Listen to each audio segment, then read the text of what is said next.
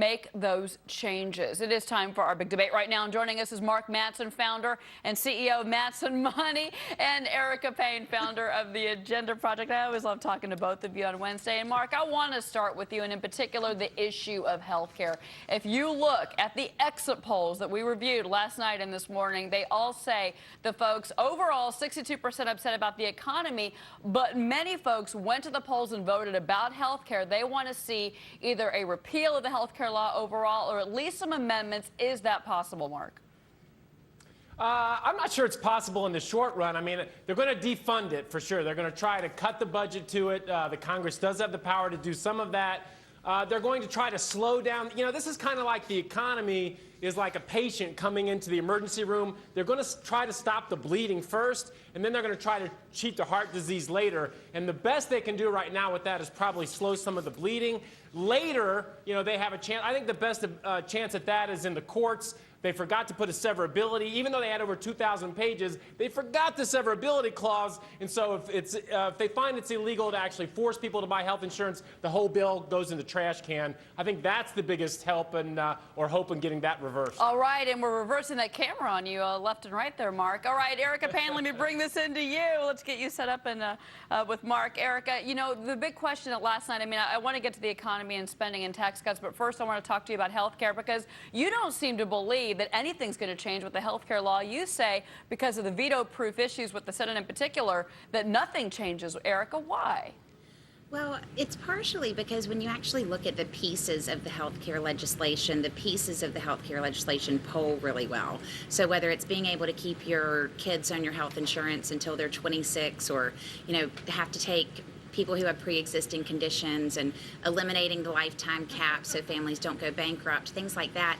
You know, you look at each of those individual pieces and they're very attractive. I think people hated this gigantic 2,000-page bill, but then, you know, if you look at each page of it, not so bad. And so when the Republicans come in and try to repeal it, they're going to find themselves campaigning to kick children off health care, which is not going to be very popular. So I don't think ultimately they're going to do it. But you know what, Dennis? We saw a lot of the health care names start to move higher yesterday and the day prior on the belief that if the GOP does take the House, and they did, that you would actually see some changes, or at least maybe not funding of certain pieces of health care to kind of stop what many people believe is just not a good plan, not a good law. Well, traders always are able to be optimistic for a few seconds a day, depending on where they put their stocks here. So the idea that the market would respond on health stocks with that optimism is great, but will it happen in reality?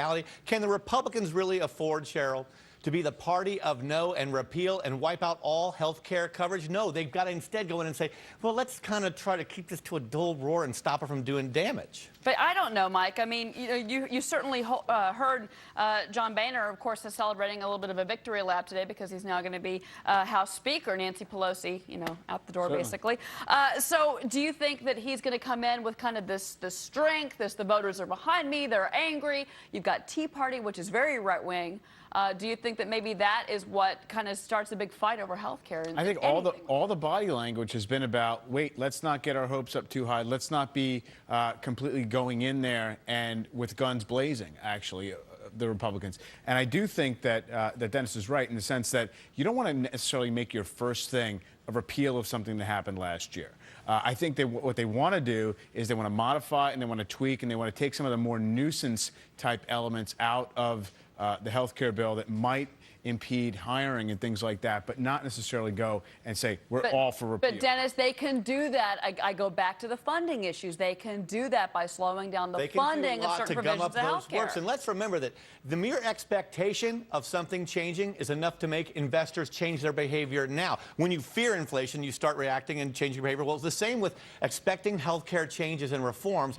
The expectation itself will send stocks up and will be enough to help ignite a new rally, perhaps. Mark, I mean, let's go back. Let's go to move on to something else. We're talking about health care, but what about the Bush tax cuts? That's the other thing that a lot of investors have expressed concern about. Having these expire at the end of the year could be detrimental to the bottom line of many companies, small companies.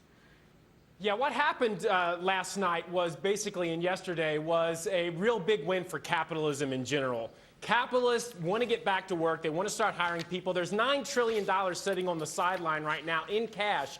And expectations, going back to our previous commenter, yeah, expectations are key. If entrepreneurs believe that the federal government is going to stop confiscating with high taxes, stop new government programs, stop higher regulations, entrepreneurs are going to start getting people back to work and money back to work. Expectations are key here, and tax reductions, keeping the taxes at least where they are, is going to be a big part of that.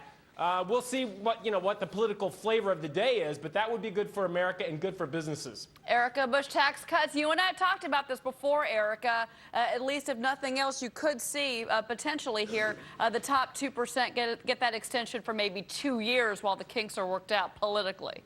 Well, I mean, here's the thing. I think that Mark is wrong that this was a battle between capitalism and whatever, I mean, you all are constantly calling the left socialists. The Republican Party has an approval rating of 23%. And so I think basically everybody hates Washington, and so whoever's in charge is going to get kicked out. So to me, it was that kind of election. But about the tax cuts, the Deficit Commission is going to come out on December 2nd, and it's going to say that we're in a very bad long-term spot with the amount of debt that we have. And the Deficit Commission, I believe, is going to probably come out and say not to extend any of the tax cuts. And politically, that's not going to happen. So what we're going to have to do is raise taxes on people who are in the top 2% of earners. It's a $700 billion hole that we would have to fill as a country in order to give tax cuts to people who make $250,000 or $500,000 a year. And I mean, it's just not a good fiscal decision.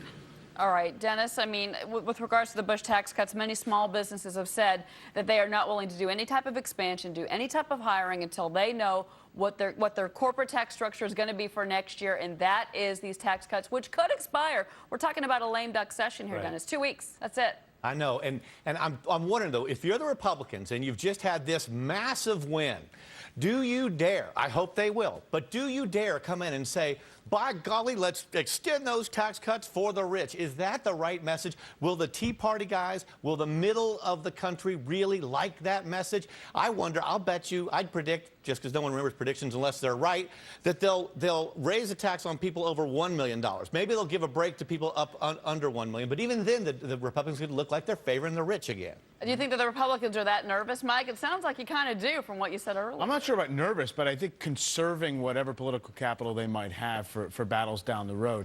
Honestly, I think the stakes are lower than people are generally saying when it comes to these tax cuts. We're talking about a reversion to the late 90s level of income taxes. I don't really think it's a game changer necessarily for the economy. I do think it's something that, both parties are going to want to decide exactly how much, political capital they want to expend on. Mike, I know it seems like a small amount to a person earning $500,000 a year, a few $1,000s, but it is, again, how it makes you feel. It's expectations. It's what way is our government going? Yeah. And one more thing about the Republicans, they better be careful here. Don't get cocky. Do you guys really think we voted for the Republican way of life, or did we vote for you because I don't want to vote Democrat, and you're the only other viable choice? Well, again, I mean, look, a lot of people came behind the Tea Party. Mark, real quick. Yeah, Americans voted for Republicans because they're more conservative than Democrats. They had choice. Socialists, they had Democrats, socialists, and Republicans on my voting box. Why even have socialists next to Democrat? They're basically the same thing. So, yes, when Republicans start acting like conservatives, they're going to do much better. Think Ronald Reagan, not John McCain. Erica wants to respond to this, and I'm going to let her do just that after a quick commercial break. We're going to continue this discussion because it's so much fun right now. Next up, will the new Republican-controlled House be able to rein in Congress's heavy spending ways as our heated debate continues on Fox Business? You're watching us, of course, in True HD. Come on to my house, I'm gonna give you candy. Come on to my house, I'm gonna